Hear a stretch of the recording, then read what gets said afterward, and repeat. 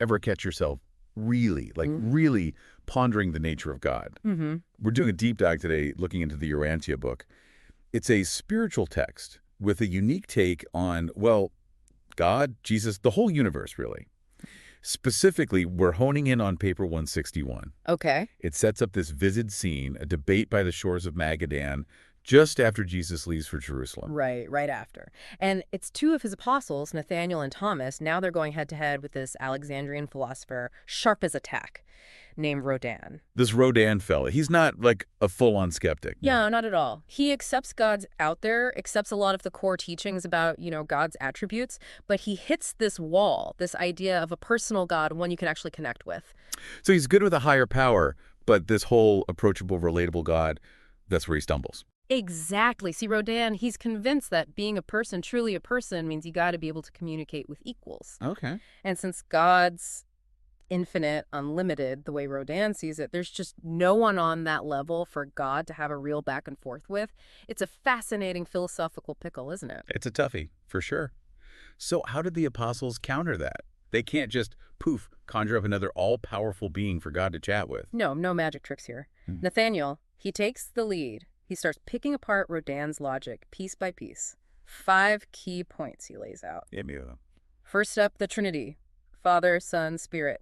Nathaniel's saying, look, God's already got perfect communication going on within himself. Like a built-in dialogue system. Oh. Okay, but I'm guessing that's just the intro, right? No, there's more. And this is where it gets juicy. Nathaniel brings up Jesus, fully God, fully human, right? Right. So he's saying, if Jesus, equal to God the Father, could walk among us, talk to us, show us his personality, well, that blows Rodan's theory out of the water.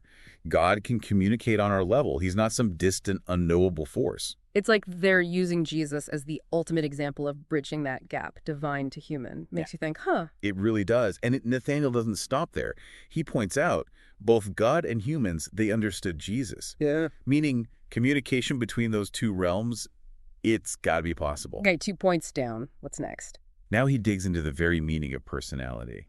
If we humans see it as our highest ideal, something to strive for, then that same quality, it must exist in God. God's the ultimate reality, the source of all that's good, right? So we're taking our values, our very essence, and saying it's got to be in God too. Bold move. And for the grand finale, he reminds Rodan, God's not just the start, he's the finish line, the ultimate destiny of all personality. So if we're all aiming for this personhood and God's the end goal, then God must embody it completely. Exactly. Well, okay, let's pause, let that sink in. Nathaniel's brought out the big guns here, but did it work? Was Rodan convinced? He was. Impressed even. He comes around to this idea of a personal God. Admits, maybe, just maybe, our definition of personality, it needs an upgrade to truly get what God's all about. Talk about a mind shift.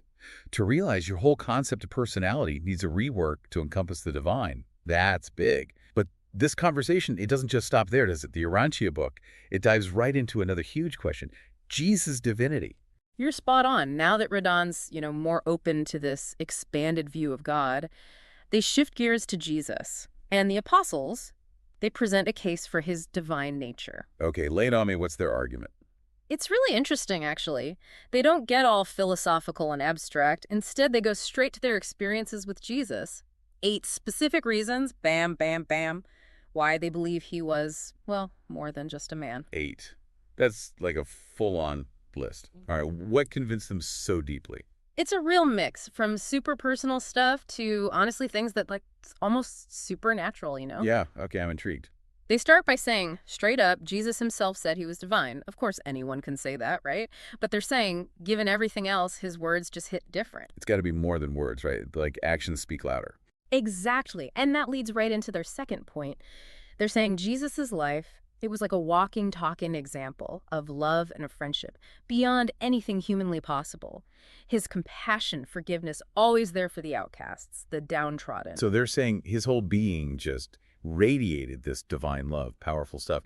But were there, concrete examples, or was it more of a feeling? Oh, they get specific. Their third argument, it's about Jesus' sinlessness. They're very aware of their own flaws, their temptations, being human. And they marvel at how perfectly Jesus aligned with God's will, like a connection on a whole other level. Like they're drawing a line, right?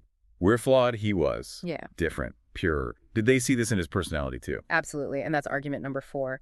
They talk about his character, this blend of justice and mercy, but always in control. And not some distant, untouchable being. They said he felt human emotions, right? Exactly, but always seemed to act with this wisdom, compassion that ran deep. And this is where it gets a little out there. The 5th reason, it's Jesus' ability to know what others were thinking, even, and this is wild, communicate with celestial beings. Okay, now we're venturing into, like, Twilight Zone territory. What else did they bring up? His authority, that's number 6. Not just his teachings, but how he wasn't afraid to challenge those in charge, the religious dogma of the day. Like, he had this divine right to shake things up. Takes guts, for sure, especially back then. What about his relationship with God? They must have talked about that. Oh yeah, big time. It's the heart of their 7th argument. They were convinced when Jesus called God Father, it wasn't just a figure of speech. This was deep, intimate, shared purpose, way beyond anything they could grasp. Like, not just teacher-student, more like partners in mission. Okay, last one. What's number 8? This one might be the most intriguing.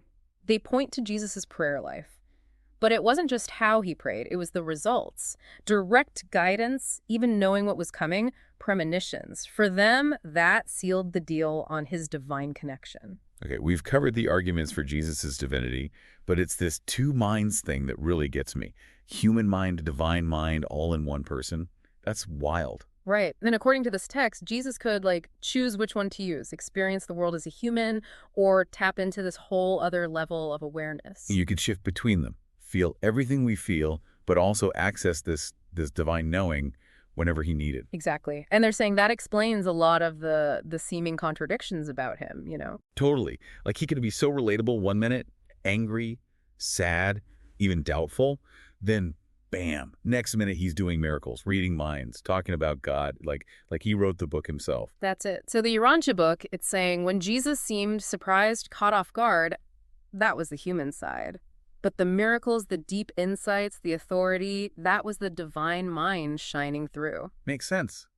But if he could switch back and forth, did anyone know, which one they were dealing with at the time? That's the kicker. It seems even those closest, the disciples, even his family, they couldn't always tell. It's like this mystery at the heart of who he was. Trying to wrap your head around that, it's got to be impossible. Yeah. Trying to fit this infinite being into our limited understanding, it breaks down. And I think that's the point the Urantia book is trying to make.